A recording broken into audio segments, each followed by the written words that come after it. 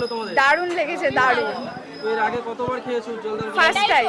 প্রথমবার। হ্যাঁ। অ্যাড্রেসটা আমাদের এই যে 3 নম্বর প্ল্যাটফর্ম রবীন্দ্রপল্লী প্রথম। এটাই কি প্রথম। বিরিয়ানি ট্রাই করেছিলে? চিকেন বিরিয়ানি। চিকেন আর বিরিয়ানি মাটন পার্সেল আছে। কোথা থেকে আসা হয়েছে? মসলন্দপুর থেকে। মসলন্দপুর লোকের মানে তোমরা কি বলতে চাও উজ্জ্বলদার বিরিয়ানি বিষয়ে? সবাই যেন এখানে এসে খায়, দারুণ খেতে বিরিয়ানিটা। আর যে খাবে সে পার্সেল করেও নিয়ে যাবে, এটা শিওর। উজ্জ্বলদা কি বলছে সব? আমি জানি না ভাই, ওরা যা বলছে তোমরাই তাই দেখো।